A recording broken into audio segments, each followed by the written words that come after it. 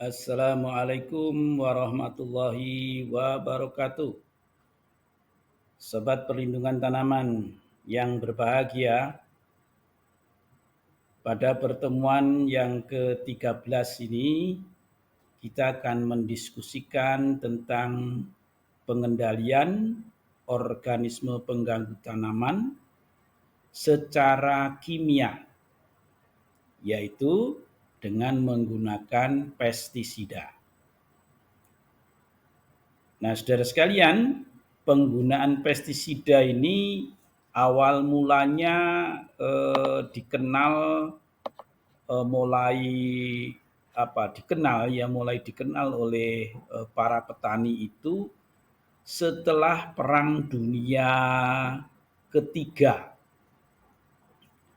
Nah, pada saat itu di Inggris terjadi serangan hama pada tanaman kentang yang disebabkan oleh potato beetle, kumbang yang menyerang tanaman kentang. Nah, tanaman kentang di Inggris waktu itu kemudian rusak parah sehingga menimbulkan bencana kelaparan di daerah Inggris setelah Perang Dunia Ketiga itu. Nah, pada saat itu kemudian ada petani yang mencoba mencampur CuSO4, kuprisulfat, ya, CuSO4 dengan belerang. CuSO4 dengan belerang itu dipanaskan, ya, dicampur dengan air, kemudian direbus, diaduk-aduk. Nah, jadilah kemudian yang disebut dengan Bordeaux mixture, atau kalau di Indonesia kemudian dikenal dengan bubur Bordeaux. Nah, Bordeaux mixture itu adalah tadi campuran kuprisulfat dengan belerang. Nah, ini petani dari Perancis ini yang mencampur campuran itu, yang kemudian ketika diaplikasikan itu menjadi berkurang serangan potato beetle-nya, kumbang kentang. Nah, kemudian berkembang sampai kemudian diketemukan pestisida yang bahan aktifnya adalah organoklorin. Ya, dikenal dengan DDT, dikloro difenil trikloretan. Nah, DDT ini lebih manjur daripada Bordeaux mixture tadi.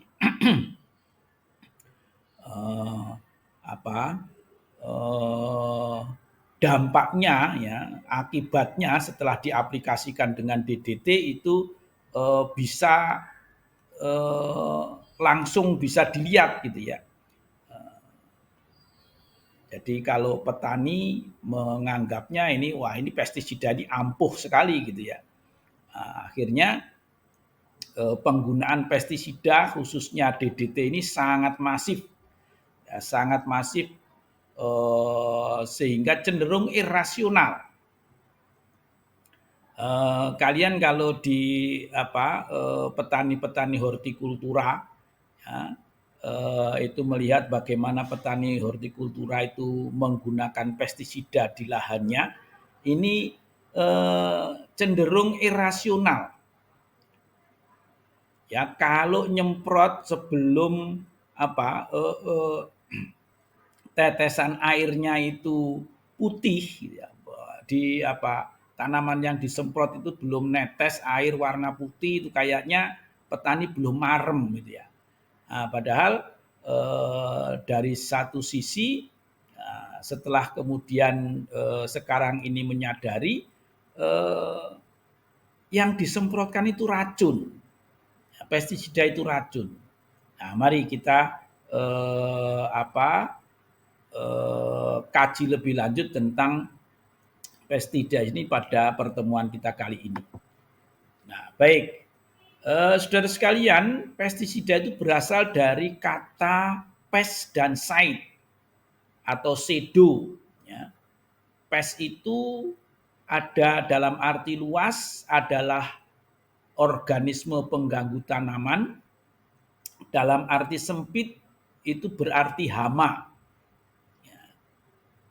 Misalnya insect pest. Nah, insect pest itu di situ berarti hama, serangga hama gitu ya. Tapi kalau integrated pest management itu pest itu bisa diartikan organisme pengganggu. Integrated itu terpadu, manajemen itu pengelolaan, pest itu organisme pengganggu. Sehingga integrated pest management itu adalah pengelolaan organisme pengganggu tanaman secara terpadu. Nah, apa saja yang termasuk pengganggu tanaman itu? Termasuk diantaranya adalah hama, patogen, dan gulma. Nah, ini yang membedakan arti luas dan arti sempitnya. Nah, shadow atau side itu adalah killer, pembunuh. Nah, jadi kalau pestisida itu adalah senyawa kimia yang digunakan untuk membunuh organisme pengganggu tanaman. Nah, ini kalau pengertian berdasarkan arti katanya. Nah, kalau berdasarkan peraturan pemerintah yang berlaku itu tahun 1973 itu pemerintah sudah mendefinisikan pestisida itu secara lengkap. Pestisida itu didefinisikan sebagai semua zat kimia atau senyawa kimia atau bahan lain serta jasad renik dan virus. Nah, ini jadi lengkap sekali, senyawa kimia, bahan lain atau jasad renik, virus yang digunakan untuk membunuh, menolak, menarik organisme pengganggu tanaman atau organisme pengganggu hewan. Demikian juga untuk menghambat dan atau merangsang pertumbuhan tanaman. Nah, ini luas sekali. Pestisida kalau menurut peraturan pemerintah tahun 1973 itu ternyata pupuk daun, zat perangsang tumbuh itu masuk dalam klasifikasi atau golongan pestisida. Nah, sementara ini kita sedikit membatasi bahwa kalau ZPT itu ya ZPT sendiri, kemudian untuk pupuk daun ya pupuk daun sendiri, nutrisi masuk nutrisi gitu ya, bukan masuk pestisida. Tetapi di dalam pengertian ini peraturan pemerintah nomor 73 itu tahun 73 itu pestisida itu mencakup termasuk pupuk daun itu juga menjadi salah satu batasan pestisida, zat perangsang tumbuh, IAA, kemudian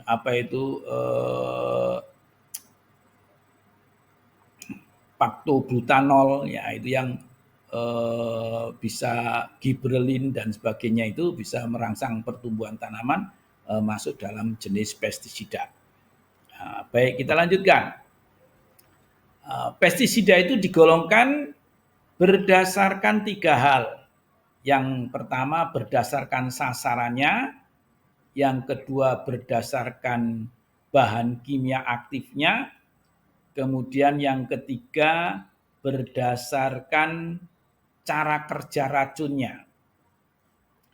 Nah, berdasarkan sasarannya ada yang disebut dengan insektisida, yaitu pestisida yang sasarannya insekta. Apa itu insekta? Serangga. Kalau yang sasar, yang dituju targetnya adalah serangga, maka gunakan insektisida. Kemudian ada fungisida. Ya, fungisida itu kalau sasarannya fungi, sasarannya jamur. Ya, jika yang ada di lahan itu dicurigai adalah jamur penyebabnya, nah, maka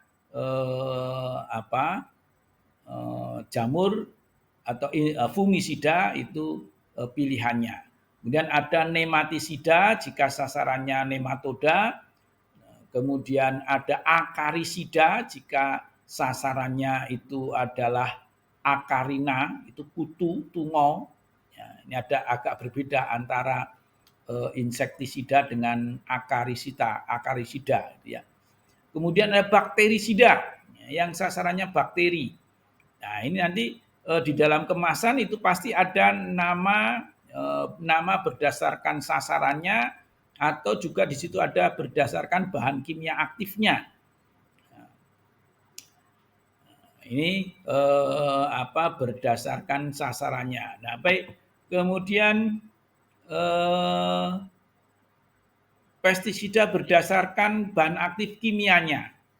Ini ada digolongkan dalam kalau bahan aktifnya anorganik, maka itu ada arsenik, ada belerang, ada bubur burdo tadi yang kita ceritakan, kemudian ada H2S. H2S ini belerang yang dipanaskan yang kemudian dihembuskan menjadi gas H2S. Kemudian bahan organik. Ada anorganik, ada bahan organik. Nah, kalau yang organik itu dibedakan menjadi dua, organik alami dan organik sintetik. Organik alami itu adalah bahan-bahan kimia organik yang diekstrak dari bahan alami. Nah, yang dari nabati itu bunga krisan, kemudian mindi itu daun maupun bijinya bisa diekstrak. Paitan ini daun maupun bunganya juga bisa diekstrak. Banyak lagi ya, lengkuas ya. Kemudian mimbo ya, mimbo dan banyak lagi. Silakan nanti dieksplor bahan-bahan nabati apa yang bisa dipakai sebagai pestisida alami. Ya. Kemudian ada bahan hayati. Ya, kalau nabati dari tumbuhan, kalau hayati dari mikroorganisme biasanya. Ya, dari jamur itu pada diskusi kita tentang natural control, itu ada jamur-jamur yang bisa menjadi patogen pada hama. Ada bakteri yang menjadi patogen pada hama, ada virus yang bisa menyebabkan penyakit pada organisme pengganggu tanaman. Nah, kemudian organik sintetik. Nah, bahan kimia organik yang senyawanya bisa dimanfaatkan sebagai pestisida. Nah, yang sempat kita diskusikan di awal ini organoklorin. Nah, karena bahayanya organoklorin itu sekarang dilarang digunakan untuk bidang pertanian. Organoklorin itu sejak peristiwa atau hasil penelitiannya tentang Silent Spring gitu ya, ada novel yang menceritakan hasil penelitian seorang ahli kimia dari Amerika yang menceritakan betapa organoklorin itu sangat berbahaya bagi lingkungan, bahkan kemudian bagi makhluk hidup, terutama juga nanti akan sasarannya pada manusia. Nah, mungkin pada kuliah-kuliah awal kalian sudah pernah mendapatkan apa itu yang disebut dengan biomagnification. Nah, itu organoklorin menjadi dilarang. Nah, yang memungkinkan dikembangkan adalah organofosfat dan karbamat. Nah, tapi bagaimanapun juga ini adalah senyawa kimia beracun. Ya, harus hati-hati. Jadi selalu ada peringatan-peringatan yang tandanya ini menakutkan. Ini ada tengkorak, kemudian di setiap kali kemasan pestisida atau di tempat-tempat penyimpanan pestisida selalu ada tanda bahaya. Ini artinya bahwa kita harus hati-hati di dalam tata laksana pestisida. Nah, kemudian berdasarkan cara kerja racunnya. Nah, pestisida itu cara kerja racunnya ada yang disebut dengan racun kontak. Ya. Pestisida itu akan aktif mempengaruhi organisme pengganggu tanaman manakala terjadi kontak antara tubuh OPT itu dengan pestisidanya. Kemudian yang kedua racun perut. Ya, ini pestisidanya baru aktif bekerja manakala masuk di dalam saluran pencernaan. Artinya dia harus termakan dulu oleh organisme pengganggu tanaman atau terserap oleh gulma.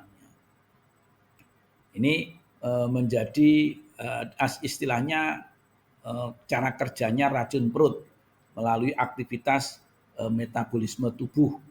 Nah, kemudian racun pernapasan. Nah, ini melalui saluran pernapasan. Nah, pestisidanya masuk dan berpengaruh terhadap saluran pernapasan organisme pengganggu tanaman.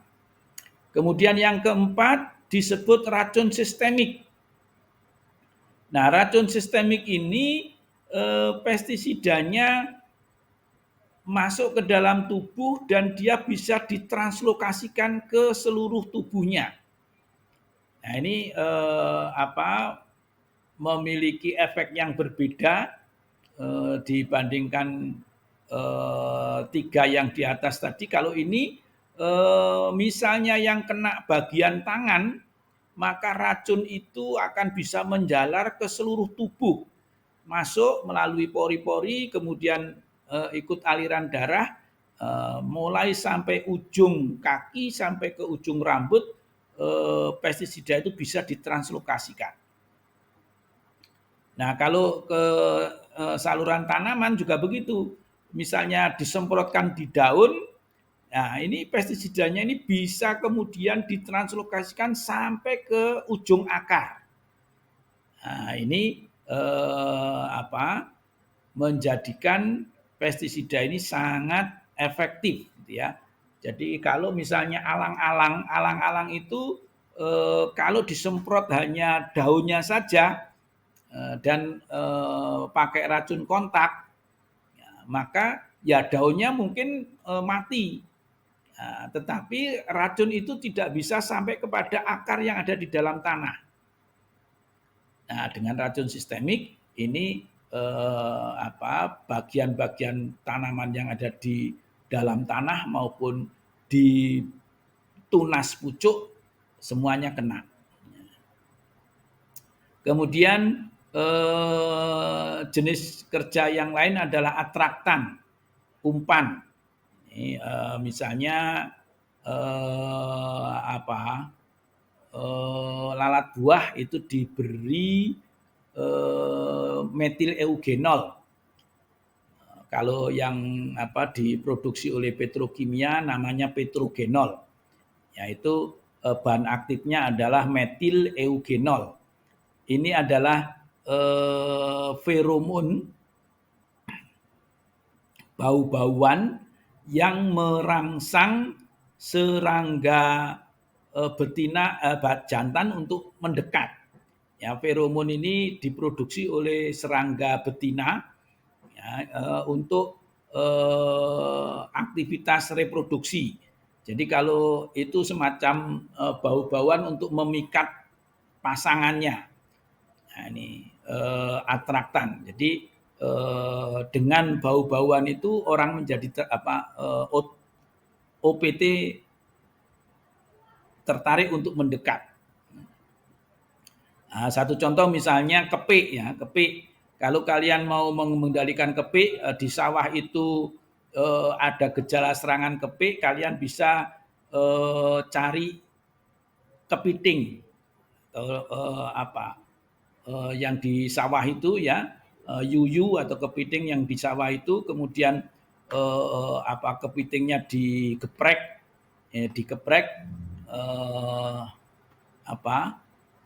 geprekannya itu dioles-oleskan ke satu tempat. Ya. Kalau di Jawa dikenal ada tampah gitu ya, tempeh atau tampah, anyaman bambu yang biasa untuk